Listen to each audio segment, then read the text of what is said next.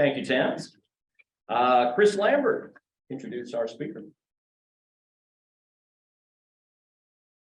Thank you, Mr. President. As we heard from Frank today, the motto that we have at Rotary, service above self, perfect reminder of our goals with Rotary, and also a lot of the individuals that we like to learn from and hear from in speaking at our weekly luncheons. So I can't help but think that today's a perfect example of that.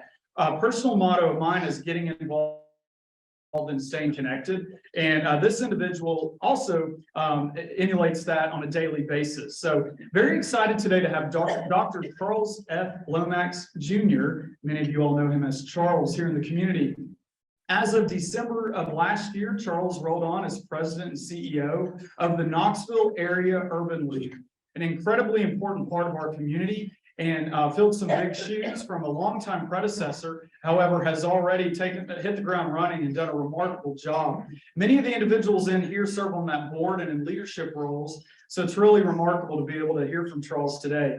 One of his main focuses as the leader of that organization is to empower communities and change lives. They do that through education, empowerment, entrepreneurship, health, housing, jobs, and justice. So a lot of things that we will hear on a regular basis here in Rotary.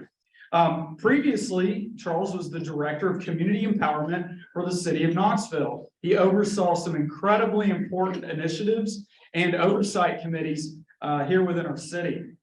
Along with serving as president and CEO of the Urban League, Charles is also the senior pastor of St. John Missionary Baptist Church in Alcoa. So highly recommend coming to hear from one of his sermons. I need to do that myself. So maybe we could do a field trip.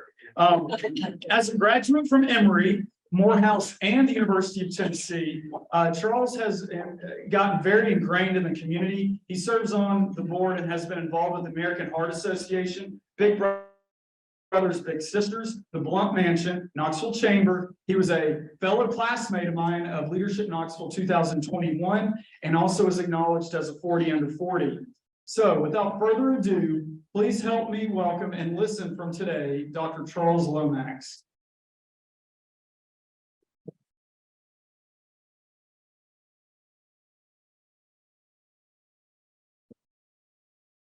Ladies and gentlemen, good afternoon.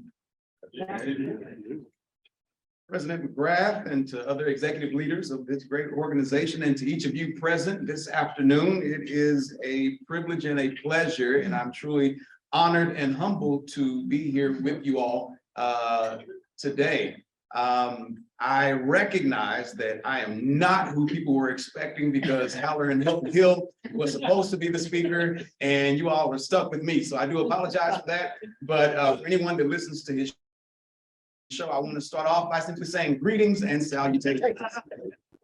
It truly is a privilege to be here, and I want to say, before I even jump off into the deep end, thank you to Chris for that introduction. I'm going to take you with me to say all kinds of nice things, and I did promise that I'll pay him a few dollars to say some nice things. I'm truly grateful for that, and for the hospitality that I've been shown thus far. I recognize and know a number of you in the room, and so that always makes it a bit easier. Admittedly, I stand before people on a weekly basis, and I have to say a lot of words, and it's rare that I get nervous anymore. I've been doing it for a while, and today I'm a little on the nervous side, so bear with me. But exactly 120 days ago, December the 14th, of last year, I walked into the Knoxville Area Urban League as its new president and CEO. That was kind of an astonishing feat just in my mind, trying to wrap my mind around everything that encompassed, because I was following in the footsteps of an iconic local legend, for anyone that knows Phyllis Young Nichols. And she had served in the Urban League for approximately 28 years. 23 of those years, she served as the president and CEO. And so upon walking in, I heard a couple of things. I heard that I was going to have big shoes to fill. I heard that I had high shoes to fill, pretty shoes to fill, and all of these things. And all of that is extremely true. And during that stage, especially that first 100 days, I tried to wrap my mind around how I even got here. And it was actually an accident that just fell into place. And so I'm quick to tell people that I am a local Knoxville native, grew up right down the road on Dandridge Avenue, started out at Green School. My parents moved out west and took me with them, and ended up graduating from Carnes High School. Knoxville is my home. This is the place where I love to serve. And in the process of all that, went on to UT, dropped out a couple of times, ended up going back, and decided that I was going to move away. Did just that, moved away, lived in Atlanta for a few years. While I was in Atlanta, went to the Morehouse School of Religion, got my Master of Divinity degree. And I moved down there at an interesting time because it was right around 2007, 8, 9, right when the economy kind of bottomed out and the market was oversaturated and looking for a job, couldn't find a job. I interviewed, best interview I ever had in my life. I interviewed at Foot Locker, and I absolutely crushed it. And the guy was like, "You crushed it, but I can't hire you." And I said, "Well, why not? I have bills to pay and I need a job." He said, "Well, you're overqualified for this job." He said, "In the moment that I hire you, you're going to find something else and you're going to take that, and I'm going to end up right back in the same position that I'm in." So disheartened, I kind of kept in touch with some people here in Knoxville over the years, and my former boss had reached out to me and he said, "I know this isn't what you want, but your old job is here for you if you need it." And so kicking and screaming, I came back to Knoxville because I'd gotten away, I'd spread my wings and living life on the edge. And so I come back here, ended up working at the Knoxville Leadership Foundation with their Amachi program. For those that aren't familiar with that, Amachi, very similar to Big Brothers Big Sisters in that it's a mentoring piece, but the component is you have to have at least one parent incarcerated in state or federal prison. And we're looking to end that cycle of people going back to jail, and did that. And while I was doing that, I got a phone call from the mayor, Madeline Rogero, and picked up the phone. I didn't know who it was. And, it's Mayor Rogero. I'm like, "Why is the mayor calling me?" And I said, "Good afternoon, Mayor, how can I help you?" She said, "I have a vacancy on the Metropolitan Planning Commission, and I want you to serve as a city appointee." And I'm scratching my head, and I said to her, I said, "Ma'am, you know, I don't know anything about planning, zoning, land use, or any of that." She said, "That's exactly why I want you." And I said, "Well, okay, I'm that guy then, because I know nothing about it." And so huge learning curve. And so I sat there, I sat on the planning commission for 7 years. And in the 7 years that I sat on planning commission, I served with some wonderful individuals, men and women who love our community, both from the city and the county, who are appointed by both mayors. And what struck me is that while sitting on planning commission in the 7 years that I sat there, I served with approximately 25 or 30 other individuals that cycled in and out. And during that time, I was the youngest individual on planning commission, but I was also the only person of color that sat on planning commission. And sitting in that role and seeing how our city was growing and developing and moving, I realized that we were just kind of a quasi judicial body, and we make recommendations to city council and county commission, and then they take the actions. This was actually nowhere in my speech, but Lynn Fugit being here made me go down this road. And so I said, "I'm going to run for office." So I ran for office. I'm looking on the ballot and trying to figure out exactly what office I'm going to run for. I said, "I'm going to run for city council at large, seat A." And it just so happened that I jumped in the race that Lynn Fugit was already in. And we had never met before. And we met at the neighborhoods conference that took place at the convention center. And they had tables set up for the candidates. And they had this little 3-foot table for both of us that we were at. And at the point that we met, we shook hands, said it was nice to meet one another, that we had heard great things about each other. And to both of our credits, we said, "Let's run a clean race," and we did just that. And if you've never run for office before, it's a unique experience because you're always on, you're going and you're here and there, and you're at this event and you're at this forum. And we were just in the same circles everywhere we went. And so this is my quote unquote opponent, but as it goes, we become friends. And I look back on that, and when we got to election night, I'm at my election night watch party, and there was a hot second, like just a small one, where we went up. And I was like, oh my goodness, we might win this thing. And then we went back down. And at the end of the night, after all of the results were in, out of about 25,000 voters in that race, she beat me by 79 votes. And a whole lot of people, say, you know, hey, get a recount. I said, no, I don't want to do that at all. I called her, I congratulated her, and I said, if there's ever anything I can do for you, please let me know. And I wish you well. And since then, we have called each other. We have lunch and coffee and all kinds of stuff. That is my friend. And I say that to say that we are in a point where we need a little more civility in our interactions with one another, in our engagement with one another, in our politics. And so I had to lick my wounds. 79 votes out of 25,000 voters was a big pill to swallow. And so I'm sitting there, I'm going through my phone, I'm calling my mom. Mom, did you vote for me? And I was always told that if you lose an election that you hit this brick wall. And when you hit the brick wall, it's because you've been going and coming and on phone calls. And the brick wall didn't happen the first day because I had to go around the city and pull up all of my yard signs that were out there. It didn't happen the second day because we had to clean out the campaign headquarters. But that third day, I'm sitting on my couch, the phone's not ringing, and I have no events to go to. There's nothing going on. And I'm like, what am I going to do now? And I get a phone call. And it was from the mayor-elect, India Kincannon. And she said, I've been keeping my eye on your race, and I'm impressed with how you closed the gap, because we did close the gap a little bit in the primary. She beat me back.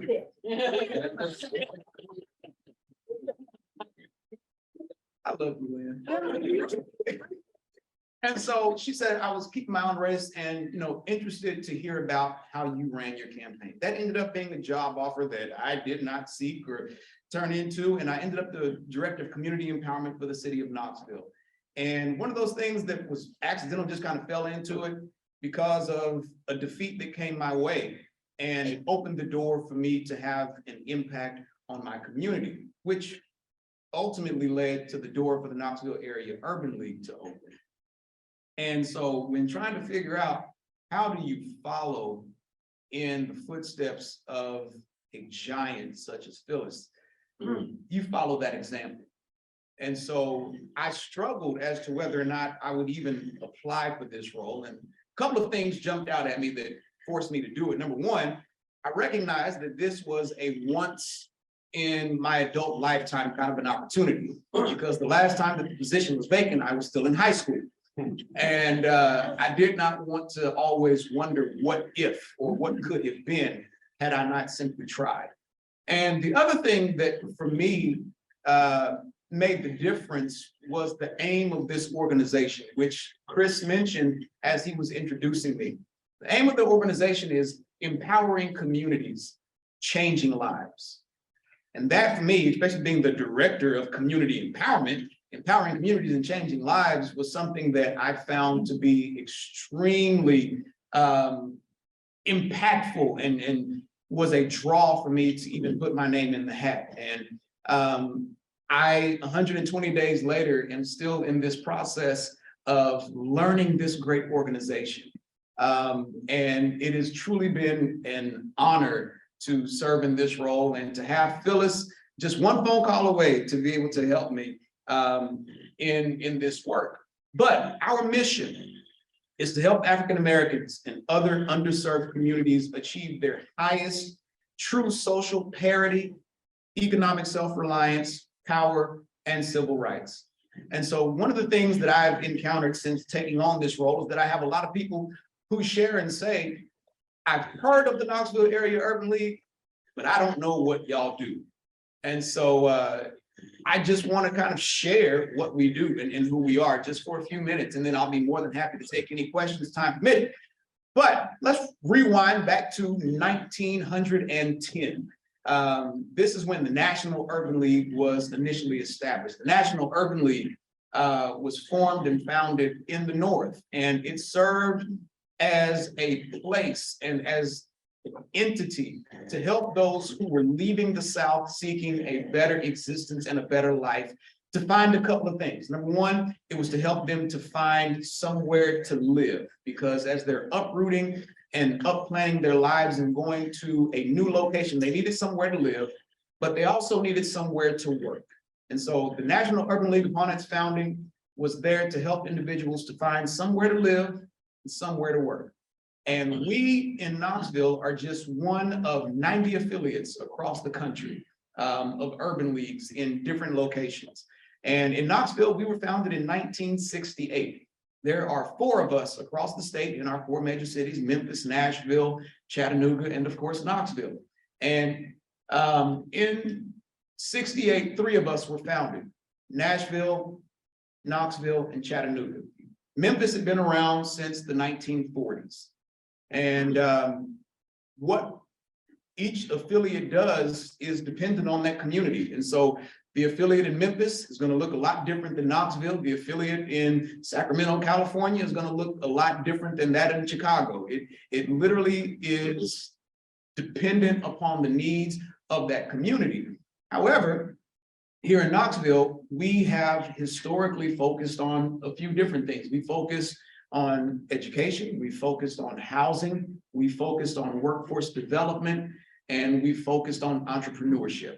And that has kind of been our bread and butter in helping people to achieve their dream. People walk into the doors of the Knoxville Area Urban League, I want them to leave out feeling hope. I want for us to be a hub of hope that pours into our community and gives them the tools and the resources that they need in order to thrive, survive, and to be successful.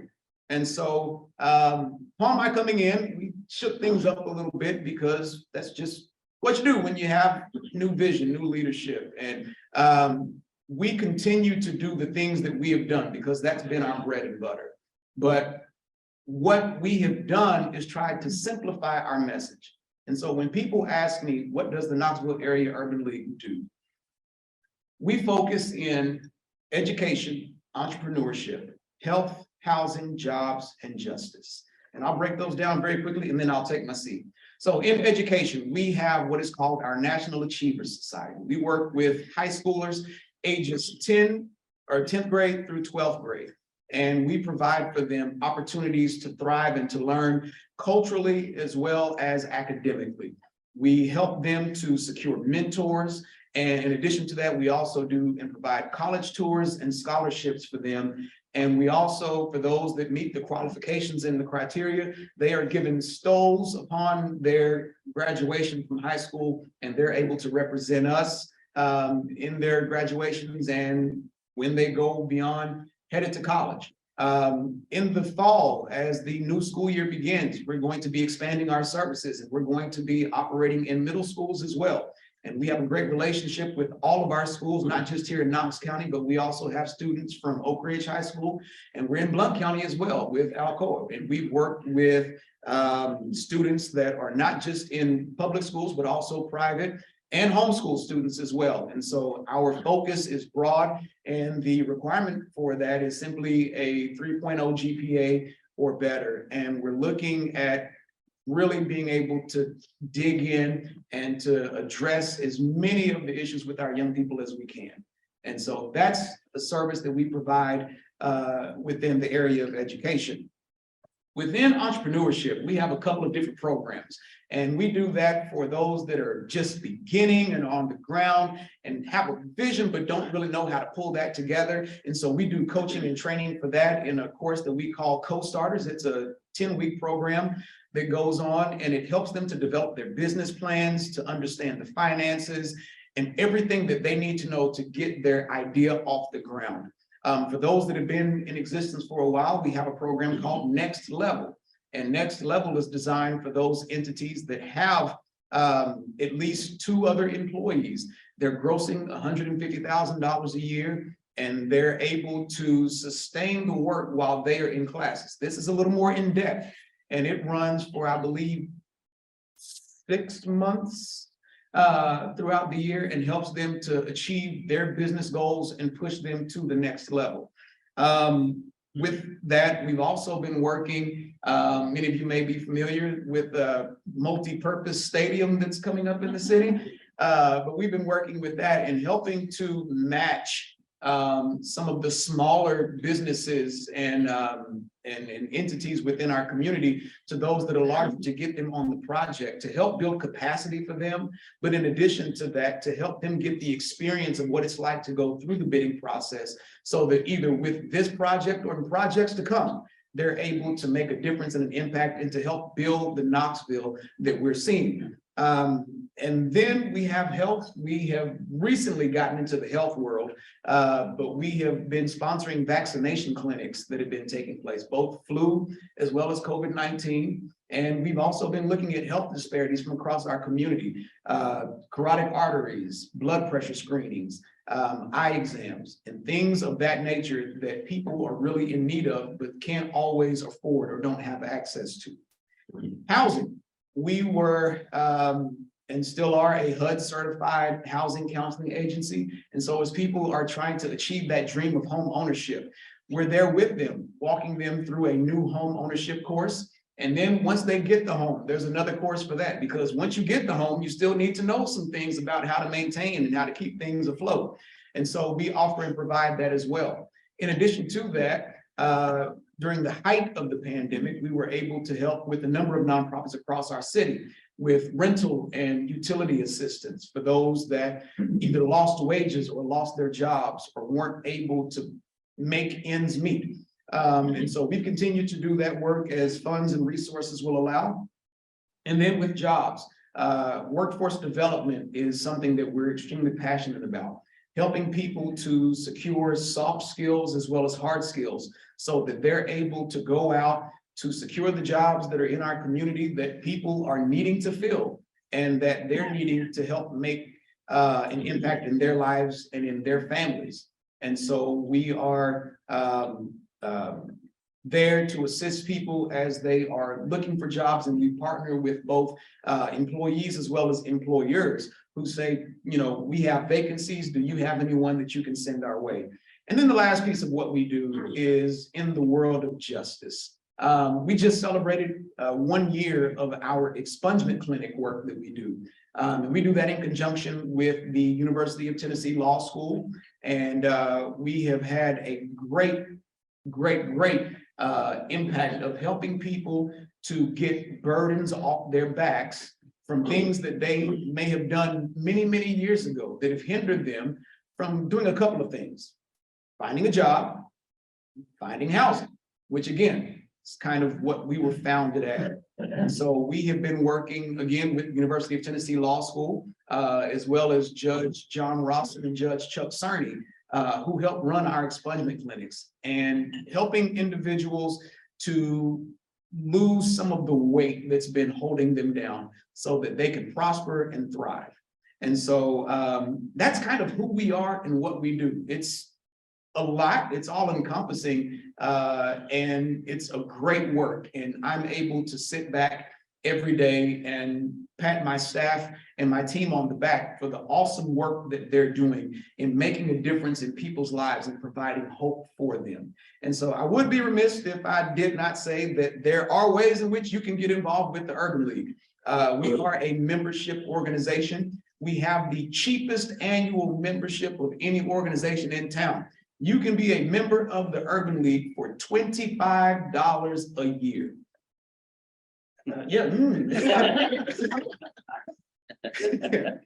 It's a cheap individual membership, and that helps us to do the work that we do and to make a difference and an impact. We also have family memberships, which come in at $50. We have a new membership that's a collaboration between us and the Beck Cultural Exchange Center.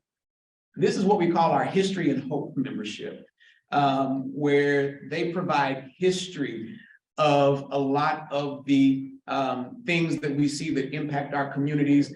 And then we provide some of the hope that goes along with that. You can be a History and Hope member and become a member of both organizations for $50. We have a Young Professionals program. Our Young Professionals is $75.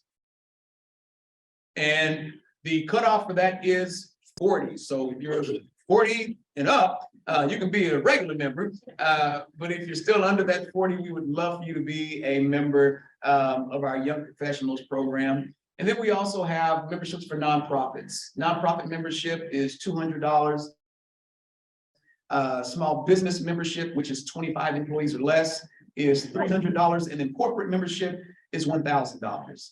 And there are benefits to all of these, which are available on our website, and would be more than happy for you to go and take a look at that, which is www.thekaul.org. Or you can just talk to me and I can give you what you need. But in addition, we're also always looking for volunteers. We have a number of different programs that we do throughout the year.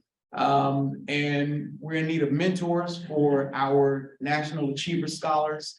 And that is a very rewarding program that helps them to achieve their dreams, to graduate high school, to go on to college. And then our biggest event that we do for the year is called our Shoes for School event. Last year, we served 3,000 of our young people across the city and the county.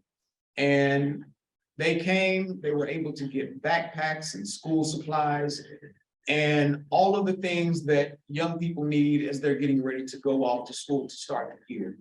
But we also handed out 17,000 pairs, or 1,700, excuse me, I get my math right. That didn't sound right. 1,700 pairs of shoes for students across our communities, so that as they're going back to school and they're getting ready to embark on a new academic year, one of the things that they don't have to worry about is not having a pair of shoes that are comfortable or that aren't their size or that some other child may or may not pick up. And so that's something that we provide. It's an amazing event. It takes place the first Saturday in August. That's going to be August the 5th this year. And so we invite you, your organizations or corporations, to come and join us for that. And we would love to get you involved. So with that, I'm going to hush. And if there are any questions in the short time that we have left, I'll be more than happy to entertain any of those. Yes, sir. You collaborate with the Youth Foundation on backpack. Separate, I know they have a backpack. The question was, for those that did not hear it, if we or do we collaborate with Emerald on the backpack Shoes for School event?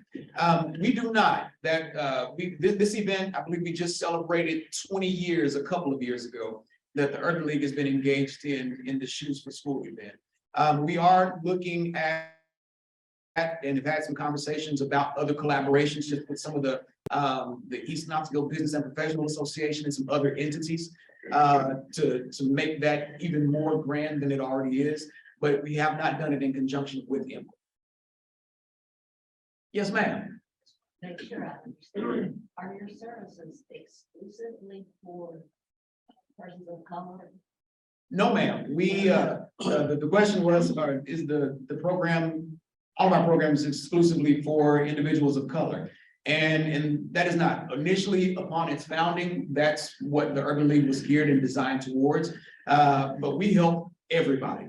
And so a number of the people that come to our facility, red and yellow, black and white, you know, they're all precious in his sight. And so that's kind of what we do in our mission. So anyone that walks through our doors, we're there to assist them. Thank you. Yes, ma'am. Yes, sir. So for your high schoolers that are in 10 to 12, what kind of programs do you have for them? And is it just something that you guys are looking to put in place for those students as well, to give them more experience in the business environment or something like that? Absolutely. So we are always looking for more programmatic things to provide there or to them, but we do a number of different classes and courses that we have set volunteer hours that they have to get that are a part of our National Achiever Society. And we recently just had a representative from Regions Bank to come and to talk to them about financial literacy and a number of other things. And so we're looking to instill within them life skills that are going to be necessary so that they don't make the mistake that I did when I got to the University of Tennessee and I had that person out on the plaza trying to sell me a credit card and I took it and I spent and wasn't thinking about trying to repay anything back. And so really trying to instill within them some of the tools and resources that they need. Again, you know, academically is a part of it, college tours is a part, but you know, just those everyday life lessons and skills that they need. But if you have any ideas, like I said, we're always looking to revamp and build upon what we're already doing. Are you guys a 501c3? We are. Okay. Do you have, how much funding goes public and private? I just curious, I mean. So a lot of the work that we do comes from our or financial, you know, component of that. Again, we are an affiliate of the National Urban League. And so the National Urban League will often get a number of different grants and they will, you know, send that to the various affiliates based off of the work that that affiliate is doing. We get a lot from them. We get state funds, federal funds with HUD for some of the housing work that we do. And, you know, just philanthropic donations. And so we do a lot of grants, public and private. And so we're kind of all over the place. All right. Well, thank you all very much. I appreciate it.